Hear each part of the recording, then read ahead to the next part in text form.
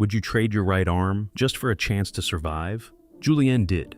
While others gained the power of fire and absolute strength, he was assigned an SSS rank skill, the Infinite Warehouse. But here's the catch. Every item he pulls, every power he uses, is borrowed.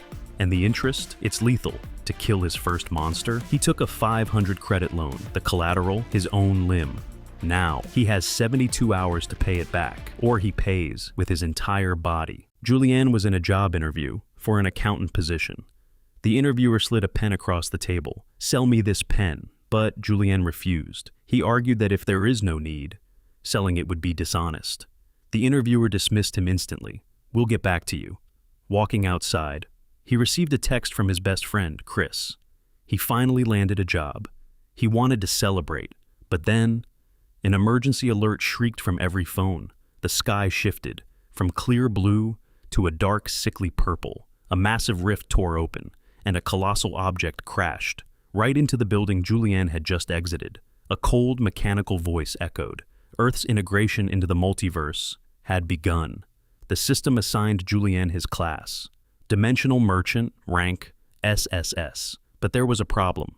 It remained completely dormant. 1 year later, society had become a brutal survival of the fittest. Chris had become a C-rank hunter, while Julien, he remained powerless, physically weaker than an average human. His SSS skill simply wouldn't activate.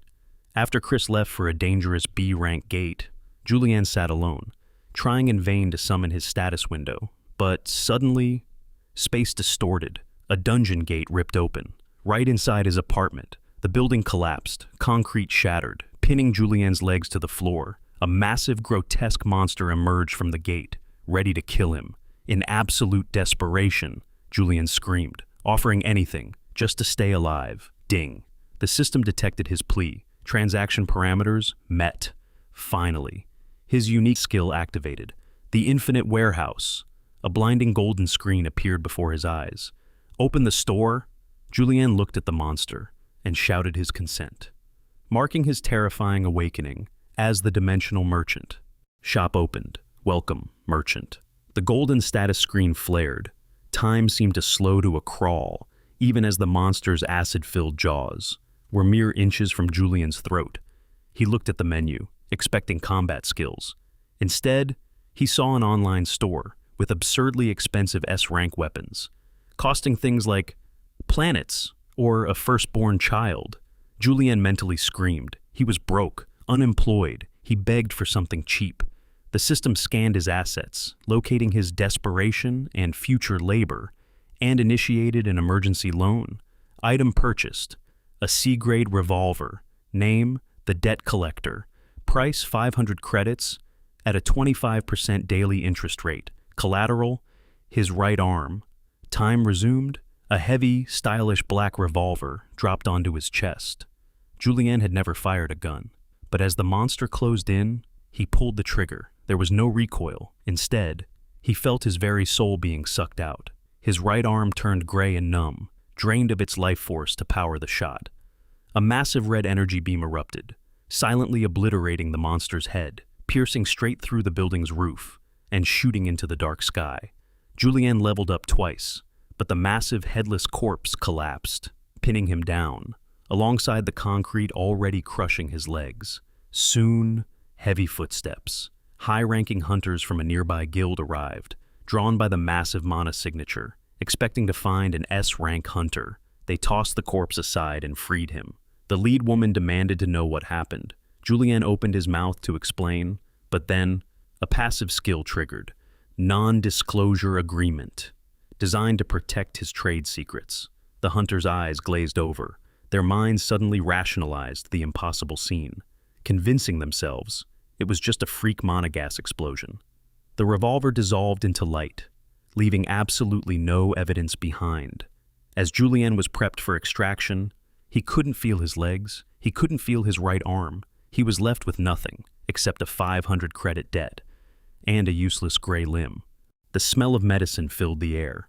As Julien woke up in a hospital, an exhausted investigation officer questioned him. He looked at Julien's pathetic mana readings and dismissively ranked him as an E-. Julien stuck to the gas explosion story. the one the hunters had unknowingly created. The officer closed the case as a non-combat event, meaning Julien received nothing, no rewards, no experience, and absolutely no loot. When asked about his paralyzed right arm, Julien lied, saying he just fell on it, though he knew the dark truth. It was the collateral, the brutal price for firing the system's gun. With his apartment completely destroyed, he was handed a voucher. A 3-night stay at the District 9 shelter, a cramped, disgusting refugee camp. After settling into his crowded bed, Julien checked his phone. 12 missed calls from Chris. He sent a brief text, confirming he was alive, but requesting to be left alone. Once he was sure no one was watching, he summoned his status window. The system confirmed it. Level 2 Dimensional Merchant, SSS rank. And his arm? It would heal naturally in 72 hours. He carefully read the rules of his infinite warehouse skill. He has access to every item in existence, but he cannot use them for himself, not without paying a heavy physical price, because he lacks the necessary stats. However, he can sell items to others, keeping a portion of the profit as credits or stat points, and even copying a skill from his customers. But the situation turned grim. He checked his Financials tab. His 500 credit debt was already accruing interest, rising to 520 credits in just 4 hours. He realized he needed to act fast. He looked at the Tier 1 inventory. Basic health potions and mana water, relatively cheap to acquire. A plan formed in his mind. If he could sell these items to desperate hunters, at a massive markup, he could clear his debt. He realized something crucial about this new world. He didn't need to be a warrior. He didn't need to raid gates to survive, illegally or not. He just needed to find customers. Julien went to sleep with one single thought. He wasn't a hunter, he was a salesman. The sun rose. Over the grim District 9 shelter, Julien woke up to the stench of misery, an amounting debt of 532 credits. With only 14 hours left, and his right arm still paralyzed, he desperately needed a sales plan. He ruled out official guilds or shops, fearing they would enslave him just to exploit his SSS rank inventory. Instead, he headed to the Hoven, a chaotic black market zone, near a low-level gate, looking for desperate customers, people who wouldn't ask questions. Camouflaged in his hoodie, Julien spotted a raid team in crisis. Their friend was bleeding out, a mangled leg, and a greedy freelance healer refused to help without upfront payment. Seizing the moment, Julien took a leap of faith. He purchased a low-grade health potion from his system, on credit, increasing his debt to 542 credits. He stepped forward and offered to save the dying man in exchange for the leader's mana-etched dagger. Despite the healer's skepticism, the leader, Mike, handed over his weapon, the steel fang dagger, a desperate trade. Julien poured the potion, and it worked miraculously. The herbal-scented liquid instantly knit the flesh back together, leaving the crowd and the greedy healer in absolute shock at its high-grade quality. Julien quickly retreated into the shadows, avoiding unwanted attention. He appraised the dagger, but disappointment washed over him. Its value was only 30 credits, a pathetically small profit against his massive debt. However, a golden notification chimed. First transaction bonus. It triggered the commission protocol, allowing Julien to copy one of Mike's skills, grit, or streetwise. Julien smiled in the darkness, realizing he could gain both profit and power. He prepared for his next move. Julien made the logical choice. He selected streetwise, realizing that combat skills were entirely useless for someone with his pathetic stats and a paralyzed arm.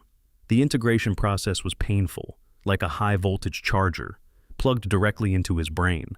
But once the pain subsided, the world appeared different. His vision was now overlaid with tactical data, identifying environmental hazards, slippery puddles, and structural weaknesses in nearby buildings. The streetwise skill immediately proved its worth, detecting killing intent from the crowd. 2 thugs, a brute, and a nimble rat. They had targeted Julien, intending to rob him of the potion and the dagger. As they closed in, the skill analyzed their stats and made a grim prediction. Julien would be caught in exactly 8 seconds, due to his pathetic speed, But instead of panicking, Julien followed a highlighted green path provided by the system. Following the calculated guidance, Julien didn't just run, he manipulated the environment. He pulled a stack of crates filled with fermented cabbages, crashing them onto the larger thug. Then he led the second one to slip face first into the hazardous puddle, while the thugs were incapacitated, choking on rotting vegetable soup. Julien squeezed through a hidden gap in a fence, one he would have never noticed without the skill. He emerged safely into a crowded marketplace, successfully evading the pursuit and gaining a boost in his skill proficiency. He had survived his first sale, not through raw strength, but through the cold, calculated instincts of a true urban survivor. Julien felt a surge of relief. Walking back to District 9, he fully realized the truth. Streetwise was his greatest asset. The skill transformed his perception. He no longer saw just a city. He saw a marketplace of data. He could now spot scammers, selling painted steel as magic swords. He could identify high-value, impulsive targets, like a bankrupt businessman sitting on a bench, lost in the crowd. This ability shifted his entire strategy, from waiting for accidents to targeting specific consumer needs. Back at the chaotic stadium shelter, he navigated the maze of beds with tactical precision. He immediately traded in the steel fang dagger, but frustration quickly set in. The 30-credit profit? It barely covered the accrued interest on his debt, with only 4 hours left and over 500 credits still due. The system offered a piece of cold advice. Move away from low-margin items. Target high-value clients in low-security areas. Browsing his Tier 1 inventory, Julien's eyes landed on a specific item. Potion of Beauty, minor grade. An epiphany hit him. He had been targeting the exact wrong market. Why sell bandages to wounded, broke soldiers when he could sell cosmetic miracles to the wealthy elite, influencers, and guild leaders' families, people still completely obsessed with their appearance? Streetwise highlighted a target, the Lounge, a neutral zone bar, frequented by off-duty B-rank hunters and rich merchants, despite his ragged appearance and his paralyzed arm. Julien prepared to gamble everything on one high-stakes pitch. He even calculated the collateral cost, purchasing a Magitech flashbang for a theatrical entrance, willingly accepting the temporary blindness it would cause him. Smoothing his messy hair, he looked at his reflection in a cracked phone. He steeled his resolve. He wasn't going back to the gates. He was going to seduce the wealthy market, to save his own life. Julien arrived at The Lounge, an exclusive club of black glass and neon violet light, sitting right on the border of the safe inner city. The club's atmosphere screamed wealth, while Julien, looking like a dog hit by a car, he realized the harsh truth. He would be killed on sight if he didn't act with absolute confidence. With only 3 hours and 45 minutes left on his debt, he bypassed the long line of B-rank hunters and headed straight for the VIP entrance. At the velvet rope, he was blocked by a massive C-rank guardian bouncer. The system's target analysis flashed a warning. The bouncer's patience was at 2%. Advice: do not engage. The bouncer mockingly stated the rules: no unaccompanied males. Under rank B, lacking a badge or a female partner, Julien was forced to retreat to a nearby alley. His streetwise skill predicting a 99% probability of broken ribs if he stayed.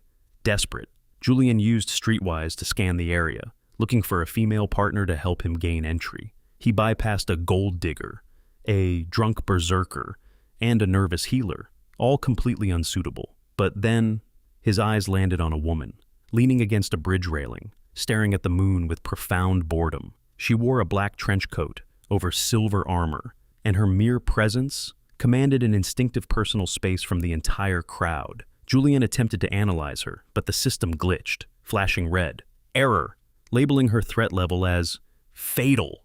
The system frantically warned him, run and hide. But Julien, he decided to take a merchant's gamble. He approached the woman, her piercing silver eyes making him feel completely exposed. She looked at him coldly, asking why someone as weak as him was even talking to her.